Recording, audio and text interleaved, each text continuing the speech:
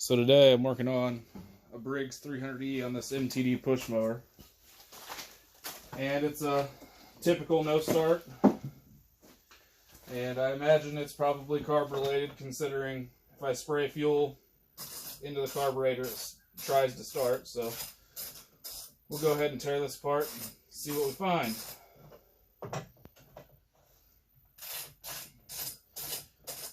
These shroud bolts are 8mm, by the way.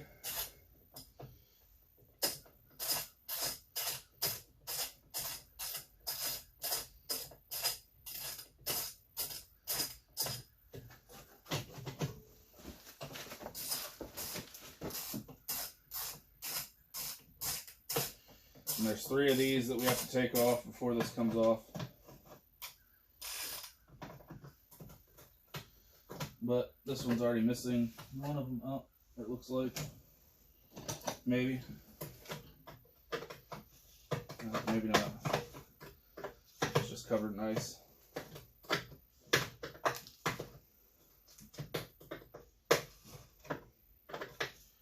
Gotta love the good old Ohio weather. Freezing rain and snow today.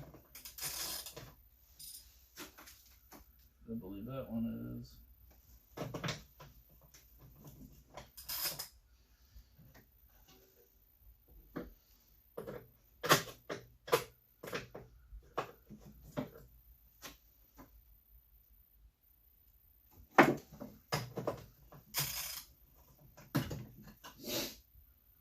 So that one may not be an 8mm right there. No. Hold on. Gotta grab another tool and then we can take that last one out.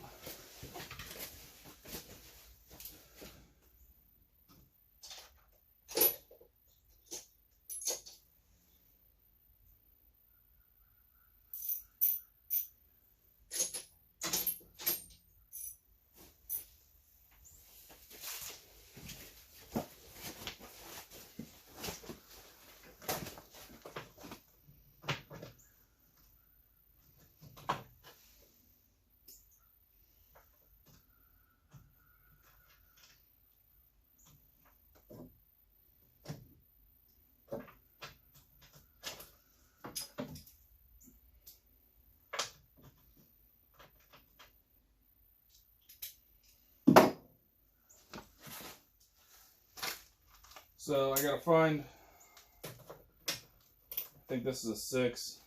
I gotta go find a 6mm and then I'll be right back. Alright, so we're back. I had a little trouble with my phone dying. So now we're gonna drain the fuel out of this fuel tank. These fuel tanks come off fairly easy. They just got little tabs that slide down in the side of this recoil, flywheel cover here, and just pop out and set it off to the side. I'm going to pull the fuel line off and go ahead and drain this fuel tank. By the way, the 3rd bolt on top of the recoil starter was an 8mm. It was just encased in ice, so it was a pain in the butt to move.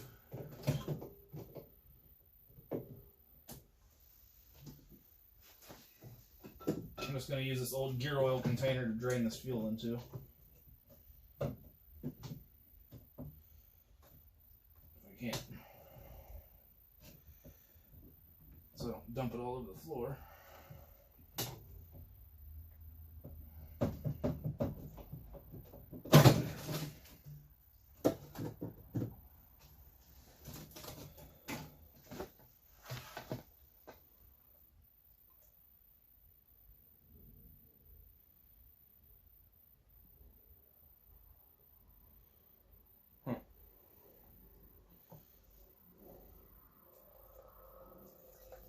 There we go.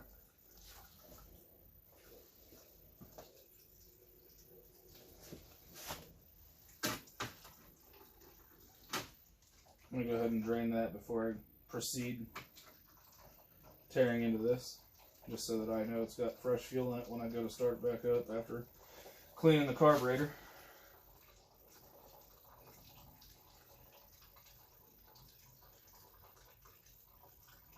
Now some of these 300Es have an auto choke that is attached to the muffler. I don't think this one is one of them. At least not that I can see. Sometimes starting issues with these is the auto choke being either worn out or rusty from sitting outside.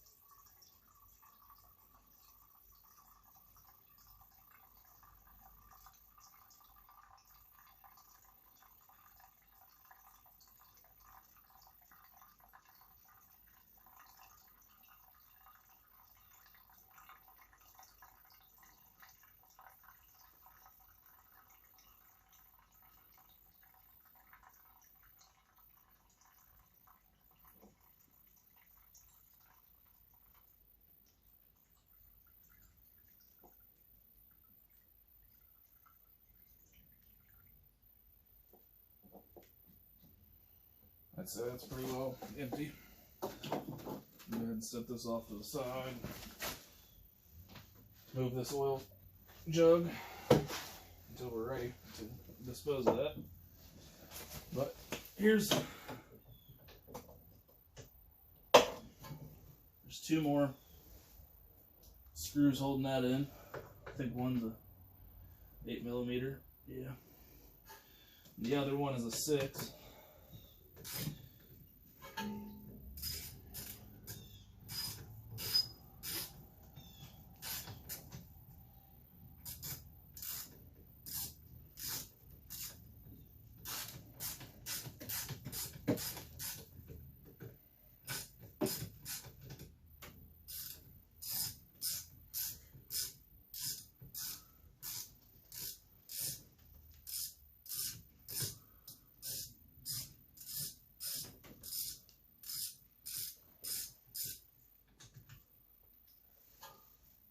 Grab my other socket. By the way, Stanley makes a nice 3-in-1 ratchet, so you don't have to have 3 different ratchets when you switch in between different sockets. It's got all in one. That's inconvenient.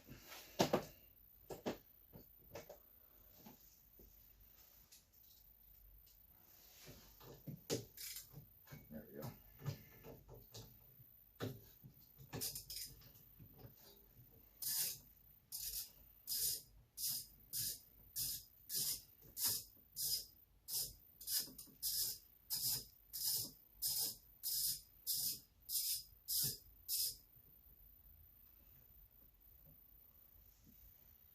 Set those screws off to the side. Make sure I got this one all the way out. It's not wanting to move.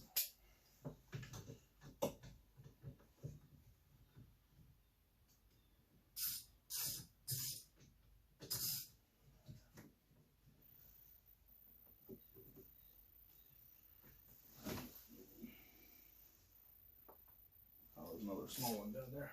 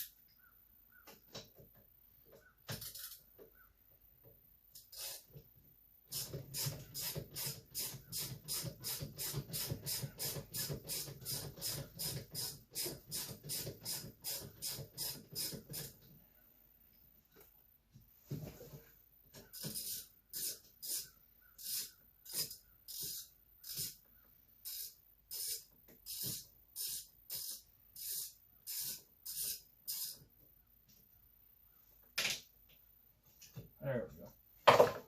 Get this out of the way.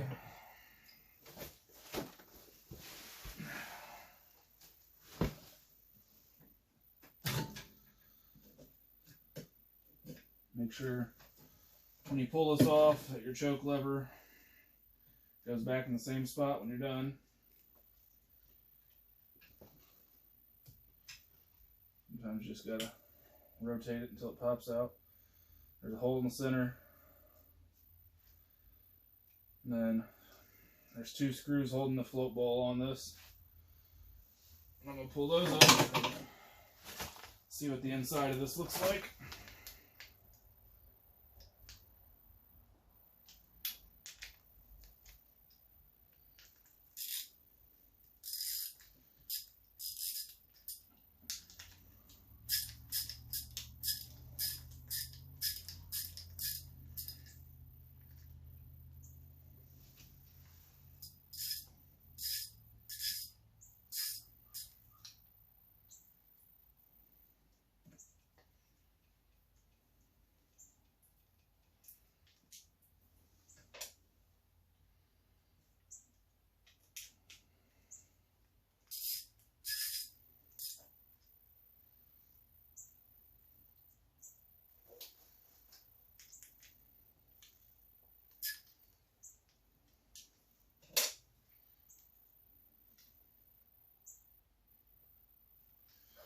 Be careful when you pull this apart so you don't ruin your gaskets. Just take a screwdriver and pry up very lightly on each side of the float bowl. Apparently this has fuel in it. Actually, not too bad on the inside. Fuel doesn't smell terrible, but it's fairly yellow.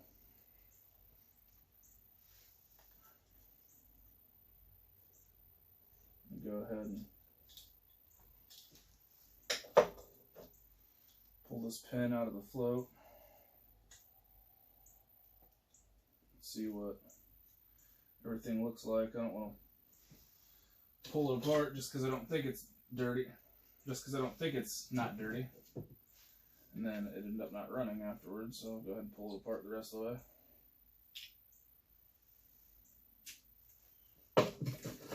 There's a little pin that rides inside the float.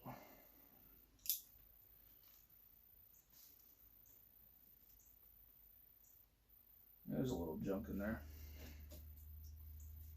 Make sure you don't lose your needle.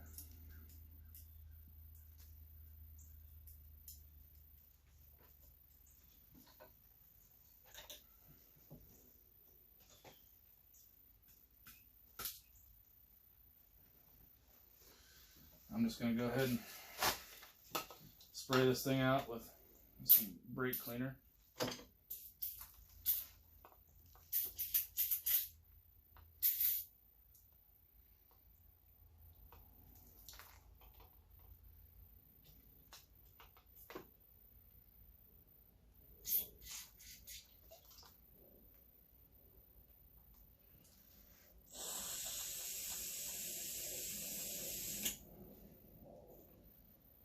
Go ahead and spray the outside off of it too, might as well while I'm here.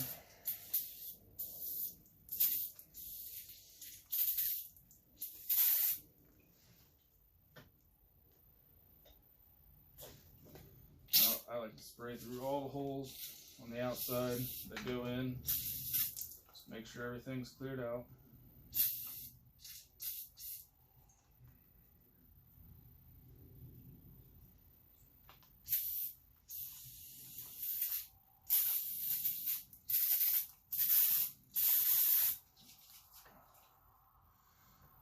Avoids getting it in your eyes.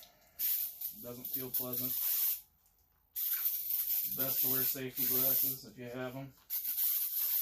If not, be very careful. Okay.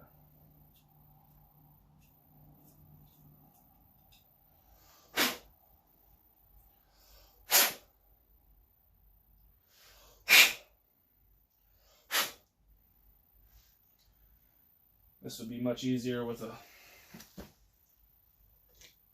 ultrasonic cleaner, but if you don't have one, you don't need one. This makes life a little simpler. I'm going to go ahead and put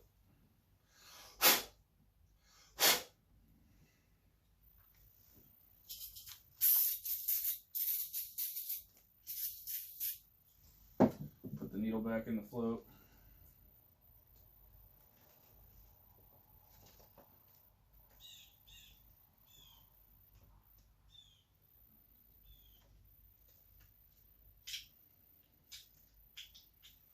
And then put your pin back in your float.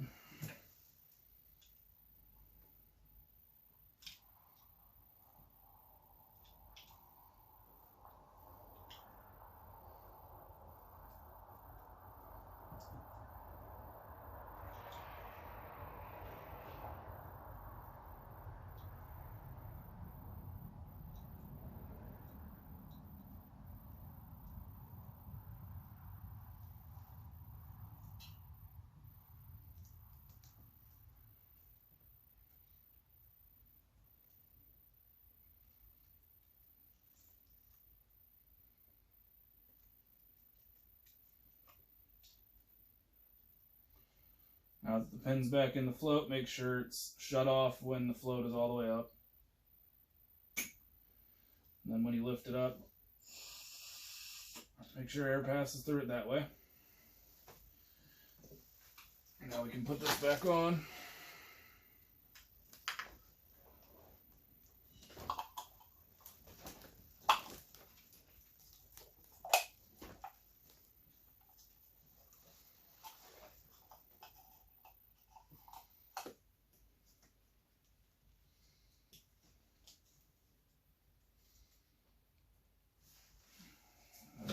Put our bolts back in. Be very careful when tightening these up. These are all plastic with self-tapping screws. And if you over torque them, you will strip them out.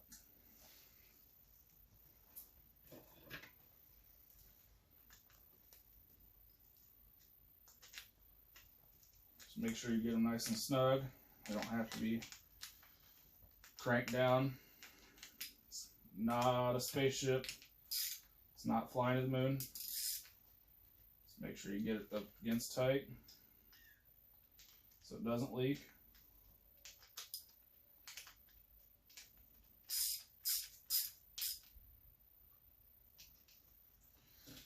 And we'll go ahead and put it back on. Put your lever back on there.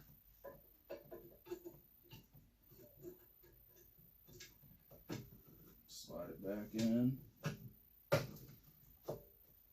sure it's seated all the way against.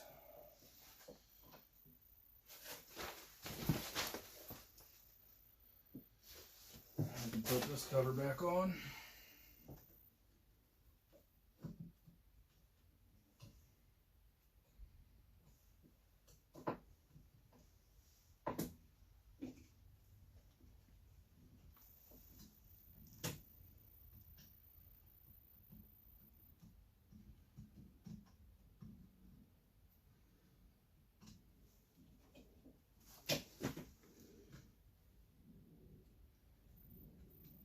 The two bigger of the screws go on the top corners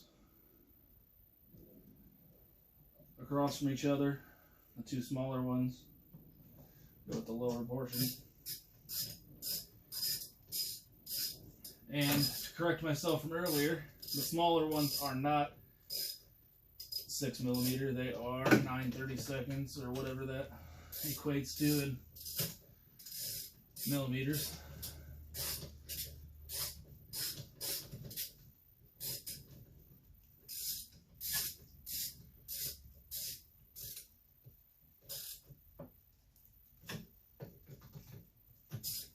Once again with these, they don't have to be super tight.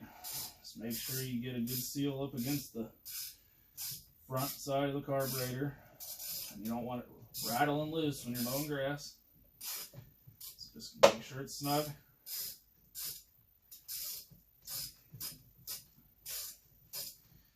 If you want to, you can use a cordless impact to put this back together, but it's just as simple with hand tools. Nothing crazy. And we'll put these two smaller ones in.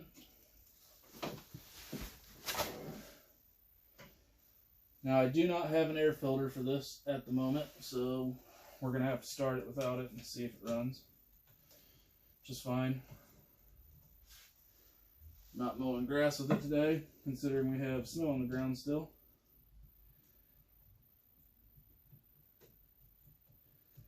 My plan is just to fix this and sell it, and probably wait till summer for that, because this time of year people in Ohio don't typically buy things for grass cutting season.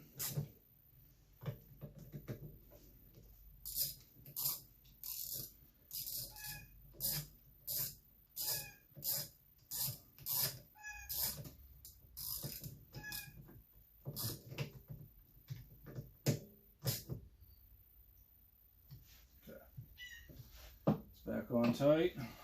Put our fuel tank back on. Again, that just stick your fuel line first, slide it over the tapered fitting on the carburetor, and squeeze your clamp back up, slide it back up over it, and drop your fuel tank tabs down in the side cover of this. Make sure it's seated all the way down. I'm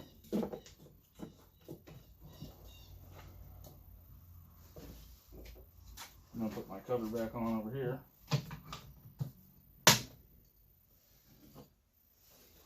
Recoil starter.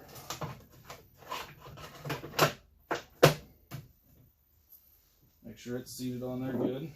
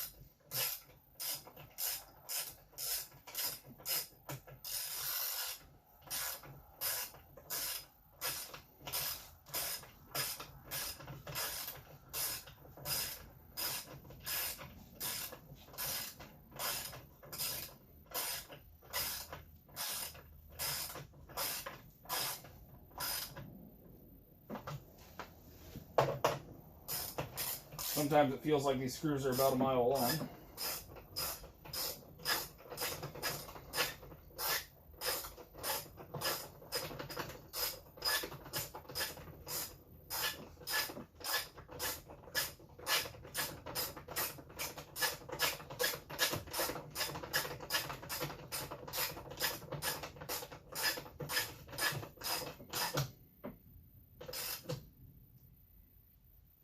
Okay.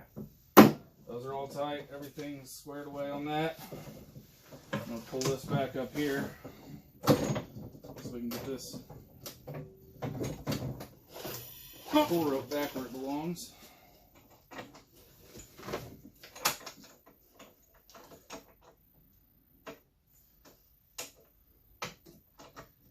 And all you have to do to get that loose is there's a little wing nut on the side. You don't have to pull it all the way out, just loosen it enough to where the cord will slide out of the loop. And you're golden. There we go.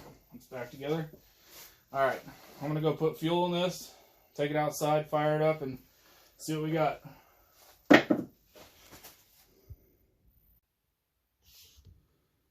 So, in conclusion, I'm not going to further my work on this today. It's starting to snow, and the recoil starter is having issues with engaging to the actual cup on top of the flywheel. So I'm going to go ahead and swap that out once I can get another one. But thanks for watching, and stay tuned for other stuff. Thanks.